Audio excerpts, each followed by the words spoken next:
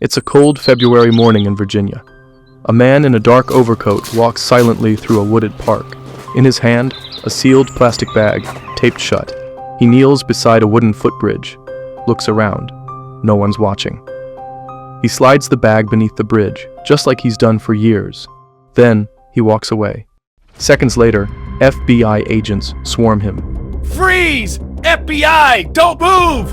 The man stops, calm, silent, no resistance. His name is Robert Hanssen, a senior FBI agent, a husband, a father, and the most dangerous spy in American history.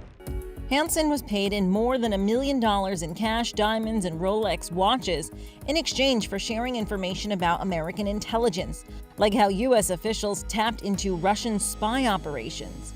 For 22 years, he betrayed his country from the inside, feeding secrets to the enemy, costing lives, and nearly bringing down U.S. intelligence. This is the unbelievable true story of a patriot turned enemy and how the FBI finally caught its own ghost.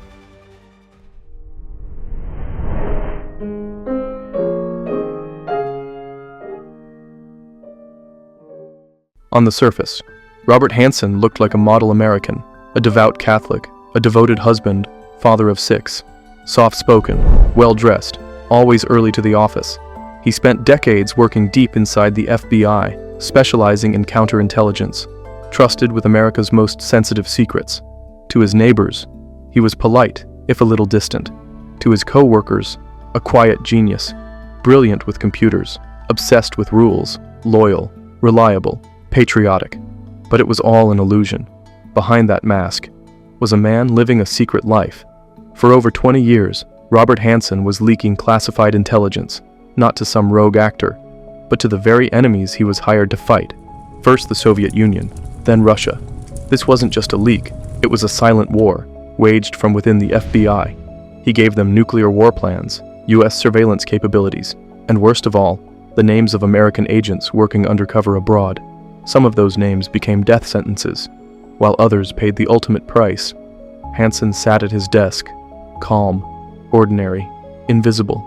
He went to church, tucked his children into bed, lived one life in the daylight and another in the shadows. He didn't spy for ideology, not because he was forced, and not just for money. For Robert Hanssen, it was about power, control, and the thrill of getting away with it. A betrayal so deep, the full damage is still unknown.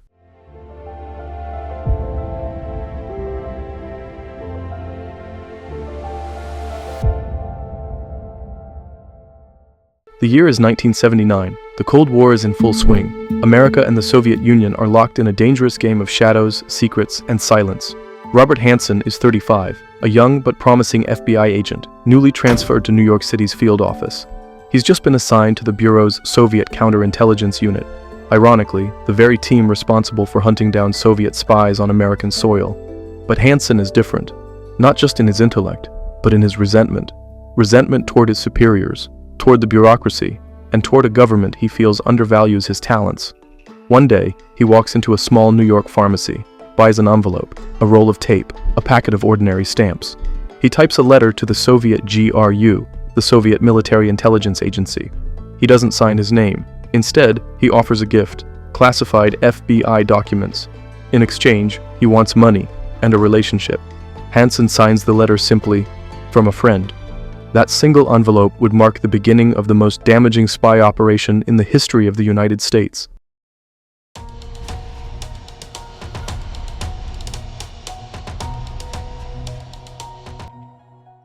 While Robert Hanssen wore the suit of an FBI agent by day, by night, he became something else entirely, a silent ghost, a double life in the shadows. He wasn't just betraying his country, he was burying his conscience one envelope at a time. Using the alias Ramon Garcia, Hanssen communicates with the KGB through letters, signals, and dead drops, spots in parks or under footbridges where he would leave packages of US secrets. In return, the Soviets would leave him cash, sometimes bundles of $100 bills wrapped in plastic bags hidden in tree roots. What did he give them? Not just gossip, not just files. Hanssen gave the Soviet Union names, American agents operating inside Russia, double agents, top secret surveillance plans, and those betrayals had deadly consequences. At least 3 US assets inside the Soviet Union were captured and executed as a result of Hansen's leaks. The FBI had no idea. For over 2 decades, Hansen continued his betrayal, all while getting promotions, even leading the internal unit tasked with finding moles inside the agency. Yes, Robert Hansen was literally hunting himself. He went to Mass. He confessed his sins, but he never mentioned the darkest one. Hansen was a devout Catholic. He once described himself as a sinner doing penance, but his penance never included stopping. Instead, he justified his espionage. He wasn't doing it for ideology. He wasn't a communist. He told himself it was about the game, about proving how smart he was.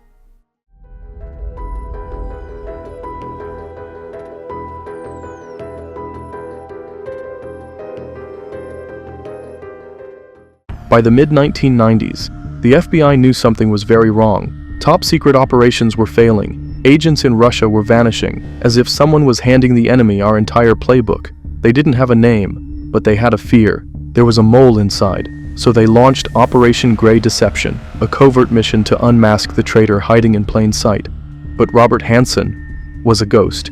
He never met his handlers in person. He wore latex gloves when handling classified files, never used the same drop site twice, and only accessed intel already within his clearance, leaving behind almost no digital trail. To the FBI, this mole was invisible, untraceable, untouchable. Years passed. The investigation stalled. The trail went cold, until something changed. In 2000, after the fall of the Soviet Union, a former KGB archivist defected, and with him came a file. Inside, letters, written by the spy, signed with a name the FBI hadn't seen in years. Ramon Garcia. They cross-referenced every word, every line. One letter contained a fingerprint. Another, a phrase lifted straight from a church hymn Hansen often quoted. And then, the final nail, a plastic garbage bag used in a dead drop, identical to the ones Hansen used at home. Suddenly, the ghost had a face, and it wasn't who they expected. It was one of their own, the man who preached loyalty, who knelt in confession, who taught others how to catch spies, was the traitor they'd been hunting all along, Robert Hansen, and now they had to stop him before he vanished again.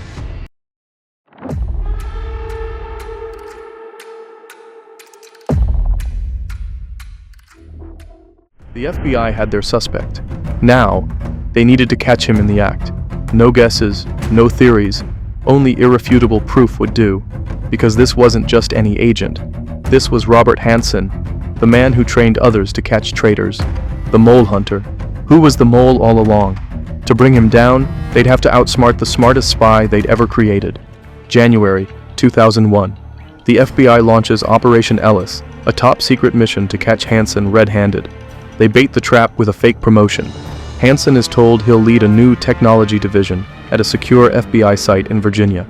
What he doesn't know is that his new office was custom-built, wired from top to bottom with hidden cameras, microphones, and sensors.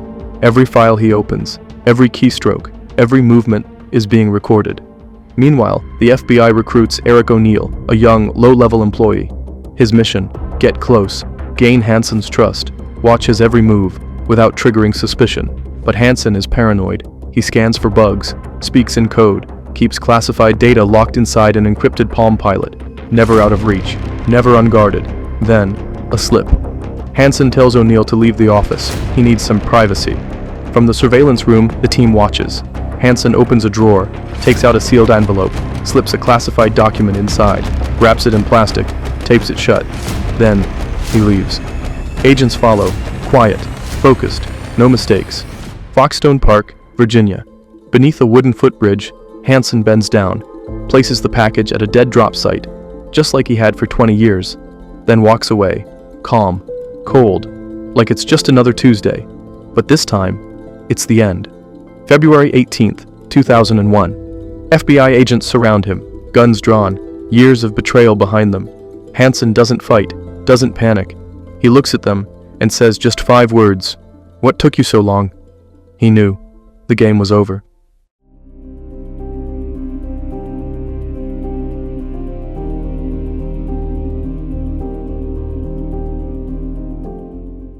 After more than 2 decades of deception, Robert Hansen was finally caught.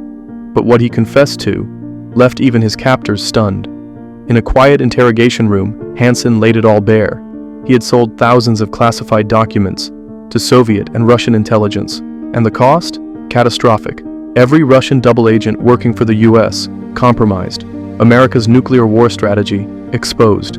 A secret tunnel used to spy on the Soviet embassy in Washington blown. Each leak wasn't just betrayal, it was devastation. At least 3 American assets were executed because of him. Real people, real lives, erased in silence. When the news broke, it was an earthquake inside Washington. The man who went to Mass, who raised 6 children, who preached loyalty and national duty, had been a traitor all along. And when asked why, Hansen didn't mention politics, didn't claim desperation. He simply said, "I did it for the challenge, not the money." But the truth? He was paid well, over $1.4 million in cash, diamonds, and secret foreign accounts. July 6, 2001. To avoid the death penalty, Hansen made a deal. He pleaded guilty to 15 counts of espionage and was sentenced to 15 consecutive life terms without the possibility of parole. He sits alone in ADX Florence, America's most secure prison, the Alcatraz of the Rockies, 22 hours a day in solitary, no human contact, no internet, no legacy, only time. Robert Hansen didn't just betray his country, he shattered the very agency built to stop betrayal. He was the ultimate double agent, a man who knew every safeguard, every system, every weakness, and he exploited them all. He was trusted with America's deepest secrets and used that trust to become one of the most destructive spies in US history.